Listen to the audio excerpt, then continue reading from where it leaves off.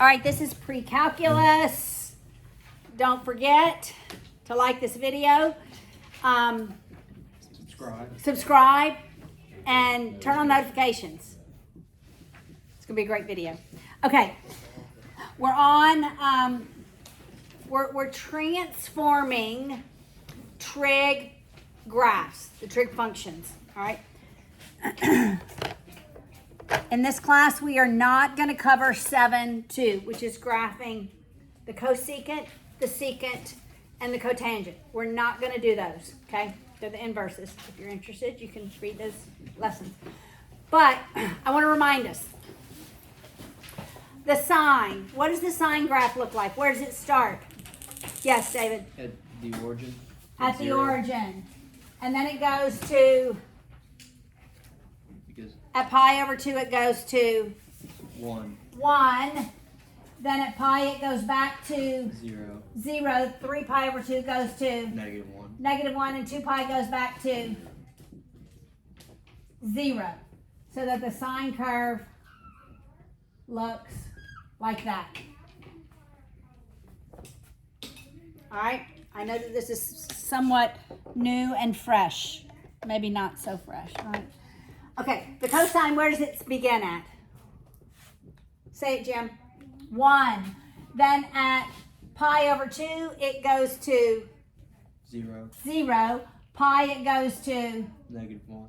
3 pi over 2, 0. 2 pi back to 1. Literally, I'm drawing one cycle of every curve.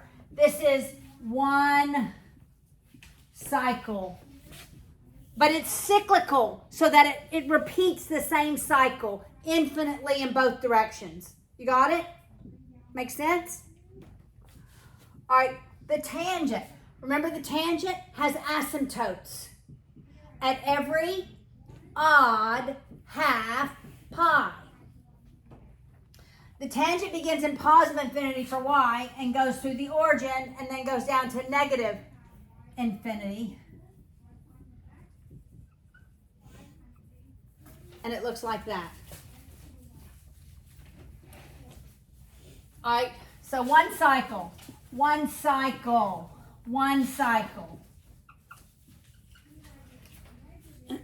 All right? Or it's also called one phase. That's another word for it. One phase. All right? How long does it take the sine function to complete one phase? How many radians? One cycle is completed in 2 pi. That's called the period. The period of one cycle is 2 pi. Well, actually, not phase. It is a phase, but let's call it a period. They can be used interchangeably. All right, how long does it take for the cosine to complete one cycle or one phase? 2 pi is its period to complete one cycle, one phase. How long does it take the tangent curve? 1 pi. Pi, just 1 pi. So its period is pi. All right. In lessons 3 and 4, we're going to move this. We're going to stretch it so that the sine curve goes up higher and down lower, or the cosine curve goes down lower and up higher, or this is going to be stretched to the y-axis. We're going to move the entire curve up and down. That's a vertical shift up or down, right? We're going to move this up and down. What are we moving up and down? This first point. This first point, for the tangent curve, we're moving the origin. We're also going to move it left, right. So instead of starting here, we might start over here. Or instead of starting here, we might start over here. But we did transformations for other types of functions. All right, so I have one equation with every type of transformation on it, and it is on this side of the board. All right, this has all of our transformations in it. This is both lessons 3 and 4. Let's just talk about what these numbers represent.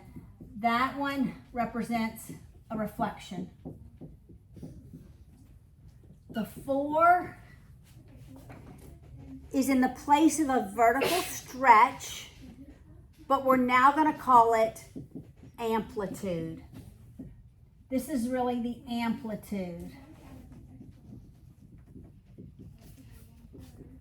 The amplitude is a vertical stretch. All right, so the amplitude, notice how our curves, I'll just draw a sine curve, has a maximum point and it has a minimum point, right?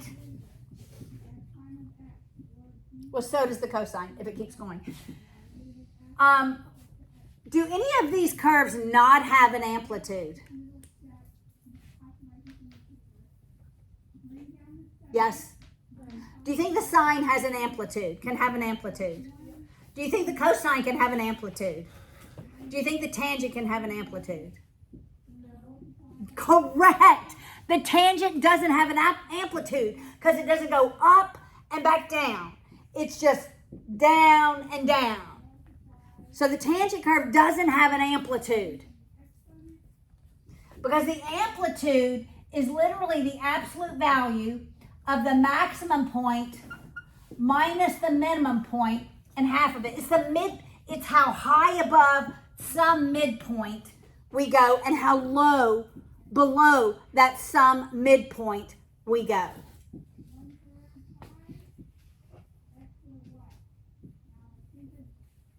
Make sense? All right, so that's the amplitude. That tells me it's a vertical stretch, all right? Or you can just call it the amplitude. What is the 3 in the place of? Yes. Vertical shift. That's right. It's a vertical shift. Either up, this one's up. If it were minus, it would be down. All right, everything inside of here is horizontal. But you have to factor the 2 out. You have to factor the 2 out of both of the terms. So when I factor the 2 out, it's 2 times t minus 3.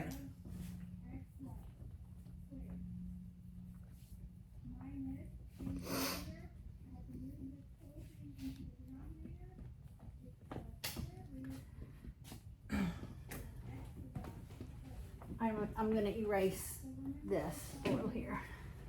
All right, so both of these are horizontal.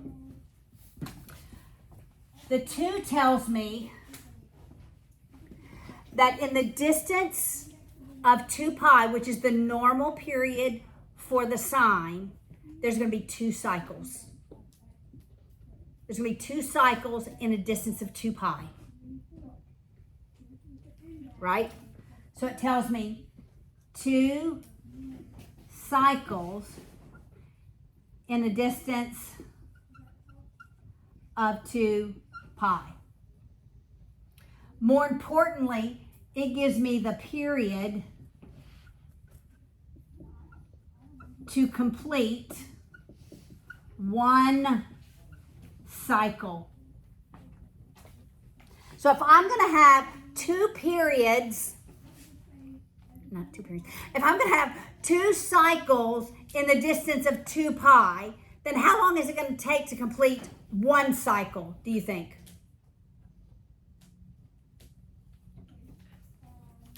If the normal period is 1 pi, that is correct.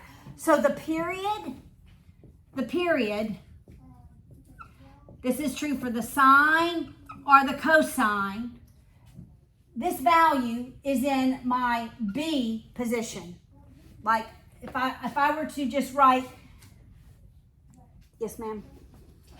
Is it always 2 cycles of the distance of 2 pi? It's always 2 pi? It's always 2 pi because it's the sine. Because that's the normal period for the sine and the cosine. Okay? So the period, this is the formula for the period, the sine, and the cosine.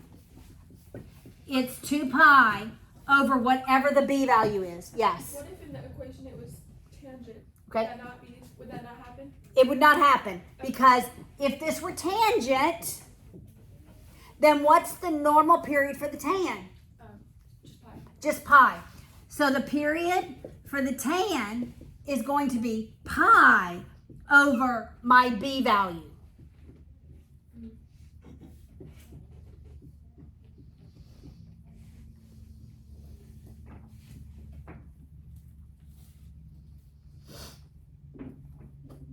All right, so we just plug in the 2. The period is 2 pi over 2. To complete one cycle is pi.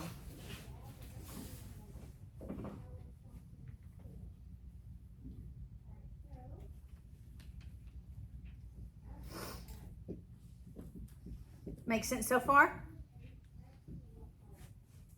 So the b value, this gives me whether or not it's a reflection. This is vertical. The 4 tells me how high up and how low below your axis it goes. This tells me, am I moving that entire imaginary axis where I start up or down?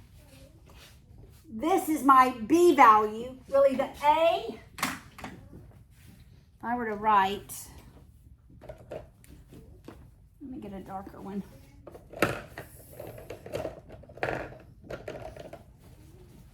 The 4 is in the A position. The 2 is in the B position. This 6, we need it to be, it's C, but we need it to be C over B, and that's D. Because we have to divide by B, right? That value needs to be divided by the B value. So this 3 is B divided by C. All right, so I should see a curve begin and end in the distance of pi. So now instead of my key points being 0, pi over 2, pi, 3 pi over 2, and 2 pi, I'm going to have different key points. I'm going to take a whole pi and divide it into fourths. So if, I'm going to draw it right here. If I just had an equation that was the sine of 2t, if this were the equation, my period is pi, right? No other transformations have happened. So I know I'm going to complete one whole cycle, the distance of pi.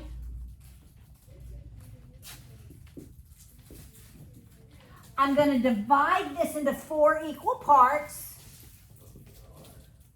So this is pi over 4, pi over 2. 3 pi over 4. Thank you. 3 pi over 4. You could just take whatever the distance is, divide it by 4, and then keep adding a fourth of that to it. Keep adding that number to it. All right, so let me finish. All right, so we're going to start at 0, up at 1, down at pi over 2. Back. So see, it's a skinnier curve. Yes, ma'am. How again for this one do we know that it's pi and not 2 pi? We know it's pi because the period is 2 pi over that b value. Okay. Got it? Formula. 2 pi over the b value. Okay? What if it were the sine of 3t? What does that 3 tell me? David? That's our b value. It's our b value. What else does the 3 tell me? Yes? How many or a distance of 2 pi? Correct. In a distance of 2 pi, I'm going to see 3 cycles. Now, what's the period for one cycle? 2 pi. Or 3. Over 3, right? Sorry, I thought you were asking like normal. Yeah. All right. Now, that means I'm going to finish at 2 pi over 3. I still need 4. So divided by 4. Correct. I'm going to take 2 pi over 3. We don't. If Multiply I divide by 4, I can multiply by the reciprocal. the reciprocal, which is 1/4. 1/4. So that's 2 pi over 12, which is pi over 6, right? That's my first one. Then 1/3. Then I'm going to add another 2 pi over 12. So that's 4 pi over 12, which is 4 pi over 12, which is 1/3 pi over 3. okay. I was at 4 pi over 12. I'm going to add another 2 pi Would be pi over 2. 12. You get what I'm doing?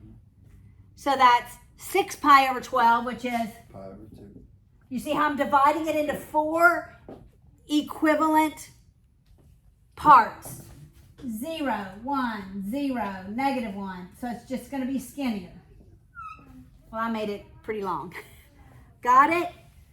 That's period. How long it takes to complete one cycle. But that number tells you how many cycles you should see in the distance of 2 pi. Period is going to be important. Always is important. All right, so there's one more left. This -3. It's like a horizontal shift left or right, but we call it a phase shift. We're taking one cycle, one phase, and we're moving it left or right. Okay, so you remember with our horizontal rule, what is it? Opposite same. Opposite, same.